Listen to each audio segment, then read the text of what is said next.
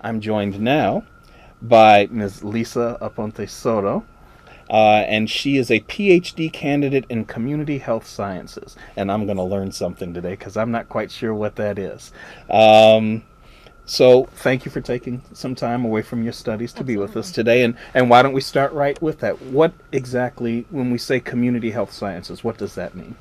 Well, community, I think Linda kind of touched on it a little bit when she talked about looking at a population and looking at things from a community perspective. Mm-hmm. And that's what community health sciences really does.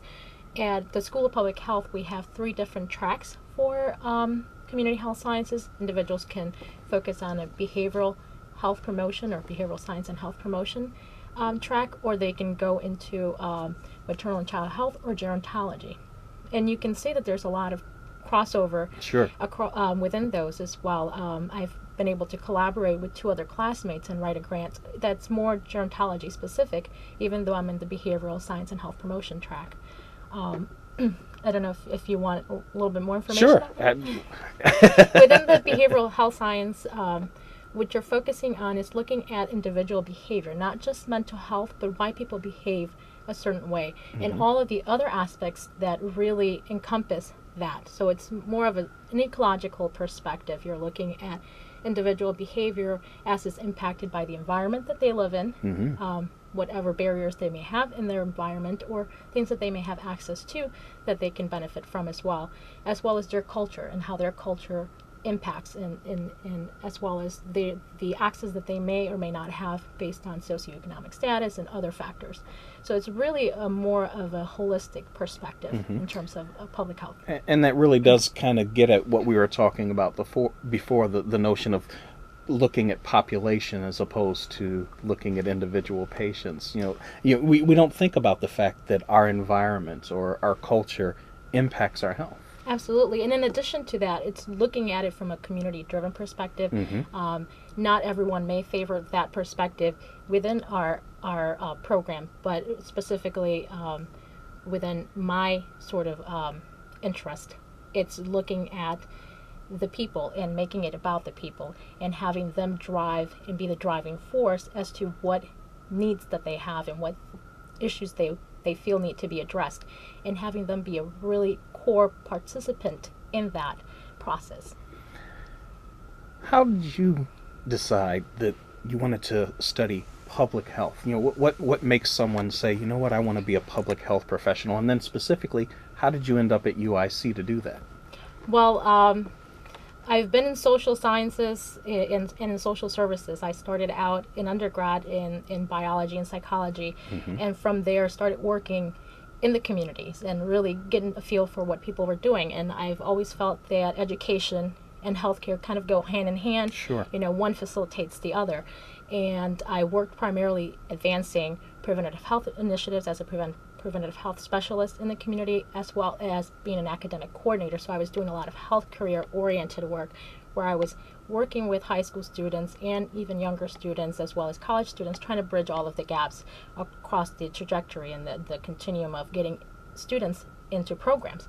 And I came to the UIC Urban Health Program as part of that process, bringing students to the program and having them be participants in some of the activities that the Urban Health Program offered so that they can get a really good feel as to all of the different opportunities that they would have academically, Sure. as well as having an awareness of the different issues that face them and how they can be a part of that in terms of eradicating some of the health inequities in their communities. Sure. So in being a part of that process, I had that sort of in my awareness and thought that as I was kind of on a track of an administrative position, the health administration program would be a great track for me, and I did a master's in that, but it just wasn't enough. I'm more of a community person, and I wanted to really, after exploring health administration, even though it's a wonderful field and I'm still very passionate about it, I felt that I needed to be more engaged in the community setting again. Sure. And that brought me to the program at UIC. Outstanding. Now, tell us a little bit about your experience as an urban health program student. You said that you were referring folks to the urban health program. What are you getting from it? What kinds of things can you say have been beneficial for you that you are a part of the urban health program as you pursue your doctoral degree? it's always wonderful when you have an opportunity to come full circle. I was bringing students, like I said, to the program, and then I knew that it was there, and once I was ready to do that, I was able to take advantage of it. Really having contact with Linda and all of the staff there, Dr. Amu, and being able to benefit from the mentoring program, and then being a mentor to other students, and sort of being able to give back that way, and kind of helping students kind of find their way through the School of Public Health, as well as getting letters of recommendation, which Linda mentioned as well, and some of the other programs that they offer, some of the career services and networking opportunities. It's never a time that they call on me and I can say no, because I've benefited so much, and I think you find that with a lot of students, that collegiality that you may not get somewhere else. Sure. And that is really critical in terms of being able to successfully complete a program. Sure, it's nice to know that you're not alone, isn't Exactly. it? And one thing that you said that really stood out for me just now was the mentoring, not only to be able to be mentored, but to be able to mentor. Because I often find, and I've had several students and other folks who have come here say that they learn as much from being a mentor as they do from being mentored. Absolutely. Well, let's mentor some students right now. If there are students out there who are thinking about careers in public health, what would you say to them? What would you say, this is what you need to be doing right now to get yourself ready to perhaps pursue a career in public health?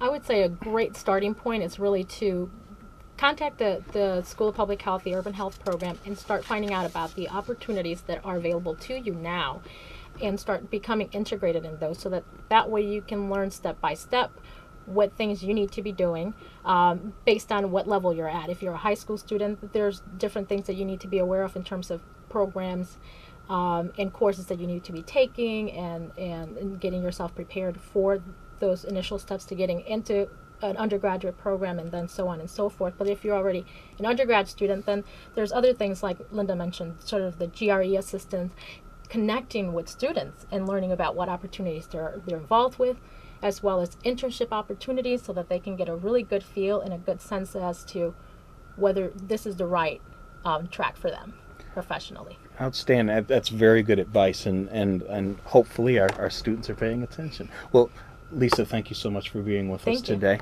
And we're going to call on one of your classmates to come on up here and join us. And again, as we're changing guests, a reminder that if you want more information about what's going on at the Urban Health Program, you can call the number on the screen or visit our website that's there at the bottom of the screen. And we can answer your questions about the Urban Health Program. And also a reminder that you can call in right now. The number's right there on your screen, 312-738-1060, and perhaps we can answer a question that you might have right away. Okay, well, now we're joined by Miss Kathy Tossas Milligan. I hope I said that correctly. You did. Good, yeah. good. And we mentioned before that you're working on a degree in epidemiology. Yes. So what does that mean? So epidemiology is sort of the science, is considered the science of public health. And it's basically the study of the determinants of disease and the distribution of those determinants. That's kind of in short how I can say it. Okay. And, being that it's the science of public health, it attracted me because I have sort of a science background myself. Mm-hmm. So we're figuring out why large groups of people get sick. Correct. Yeah. Okay. How does disease distribute among certain populations? Why do some people get sick and some other people do not? Okay. Well, that's very interesting. Mm-hmm. I'd like to know some of that myself. Kathy, I know that you're the president of a large student organization Yes. in the School of Public Health that specifically looks to the needs of minority students. Can you tell us a little bit about it? Yes. So I was lucky to be elected the president for the minority students for the advancement of public health. And that is the student body organization that sort of provides a support system for our minority students. And it comes from under the urban health umbrella that association was created initially Mm-hmm. to provide that sort of support system for students that are already in the program. Mm-hmm. And it's kind of a loop, because it not only provides support students that are already in, but it also provides support so that they graduate, right? And it also Mm-hmm. provides mentors to attract new students Sure. that look like us to the program. Mm-hmm. So the group does a series of activities through the year. We have the Minority Academic Peer Program that Lisa mentioned, that provides mentors and mentees, or pairs up a current student with an incoming student, Mm-hmm. so that they can, together sort of meet and talk about, strategize about what should I do my first year, what classes should I take, Sure. how do I go about navigating the system, and ensuring that that student feels supported, Mm-hmm. and that the student knows that they're not alone. That's very important. Mm-hmm. I know it's very difficult to get through a very intimidating Absolutely. program Yeah, like that yeah. without having someone there to Yes. kind of help you, hold your hand every now and then. Mm-hmm. Now I also know that that MSAF, that's the Yes. organization, does a big conference in conjunction with a couple of other universities. Yes, thank you. So this will be our third year hosting this annual conference in conjunction with the University of North Carolina School of Public Health, the Okay. Gilling School of Public Health.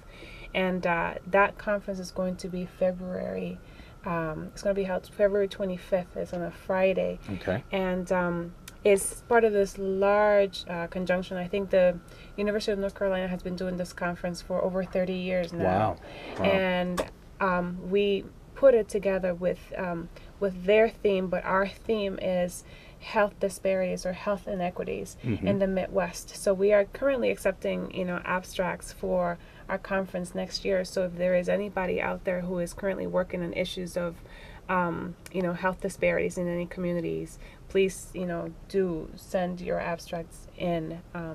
We're definitely looking to have a great participation, not only from the school, but also from other members of the community and, sort of local public health people. Wonderful, wonderful, and we'll show you the information for the Urban Health Program, for the main office to the Urban Health Program. And if you want information about sending in, about that conference, then certainly you can contact us there.